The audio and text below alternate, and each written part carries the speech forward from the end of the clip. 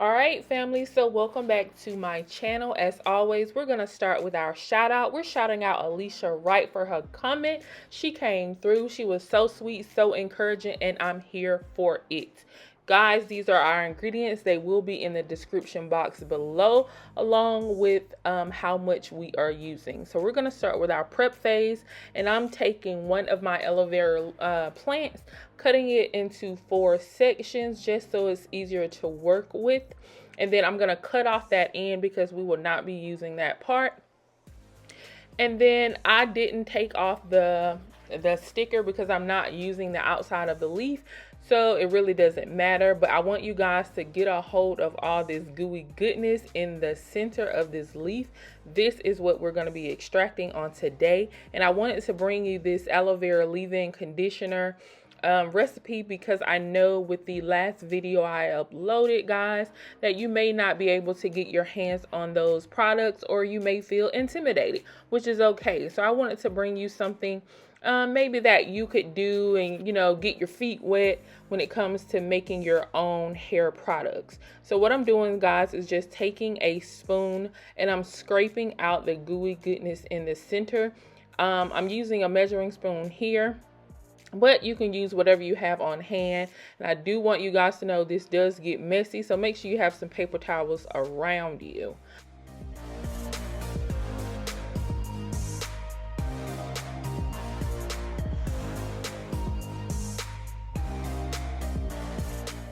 So guys, it's important to note that aloe vera contains proteolytic enzymes, which repairs dead skin cells on the scalp, which is very important, while promoting hair growth. It prevents itching on the scalp, reduces dandruff, and conditions the hair.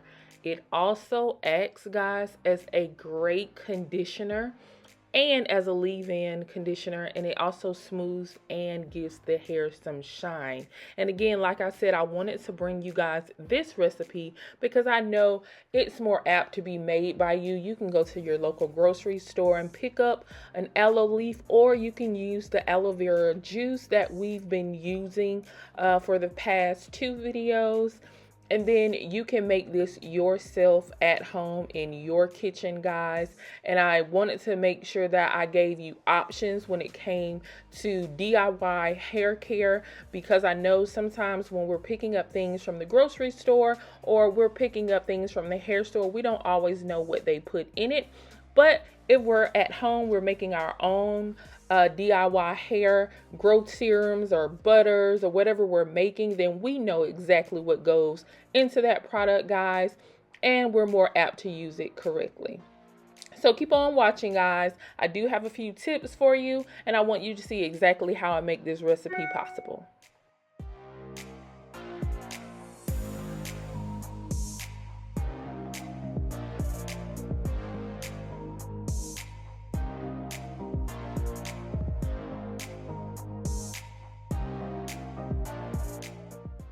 Alright guys, so we're going to blend this up so that we get all of the chunks out of it.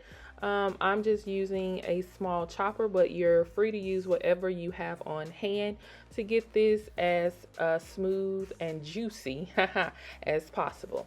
So let's get right on into our oil phase, guys. And you should know how to do this from the last video. We're going to be taking some mango butter this time.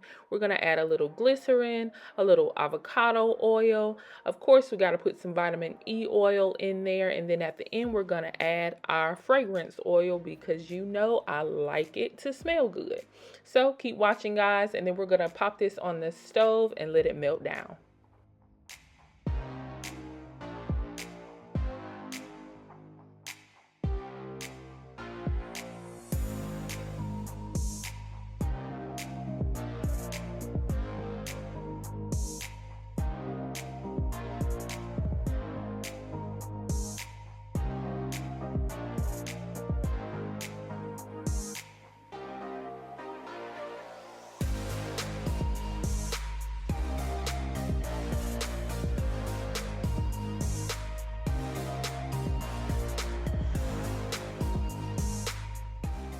Right, guys, we're using mango butter this time because it's great at reducing symptoms such as dandruff, eczema, and psoriasis by regenerating health cells through its moisture-rich healing properties. Guys, it is also extremely helpful for healthy hair growth. And this is made possible because it restores elasticity to the hair strands. And of course, that means less breakage. So we're going to give this a quick stir. We want it to melt down into some golden goodness. And we're just going to wait. It took about, I'm going to say 10 minutes to get this to finally melt all the way down so that we could take it off of heat. But it did melt down eventually, and it did turn into golden goodness. Keep watching, guys.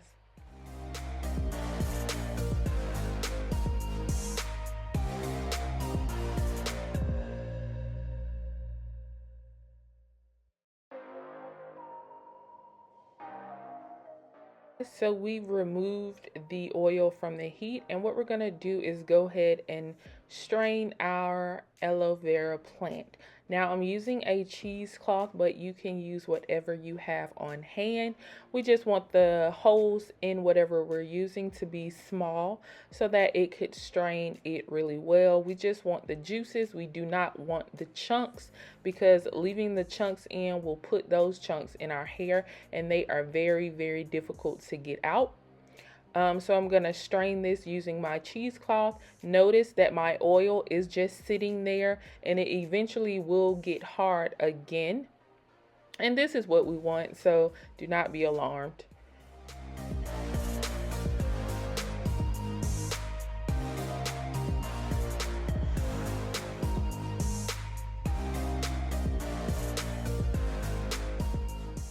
So while you're sitting there, just go ahead and click that subscribe button and that notification bell next to it so that you're alerted every time I upload a video.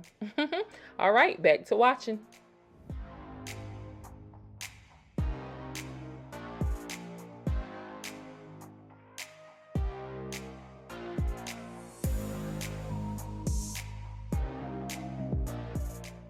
All right, guys, so we got it strained really well, and now we're going to combine the two. We're going to combine our oil, and as you notice, it has rehardened and it looks beautiful already.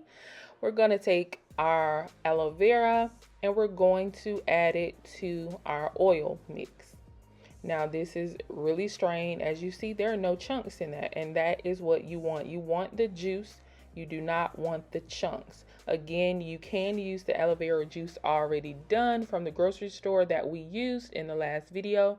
It's perfectly fine. And then you guys know I'm going to add some vanilla because, you know, I'm just feeling this scent. I love it. You do not have to use it. I also want you guys to note that if you want to preserve this, of course, you will need a preserver. I'm not going to add one in this because I tend to go ahead and use this up.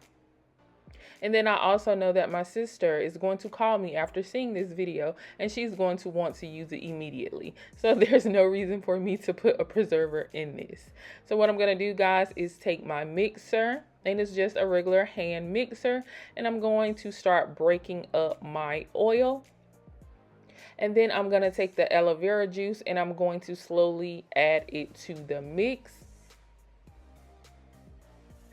And then I'm just going to continue mixing until I get the consistency that I like.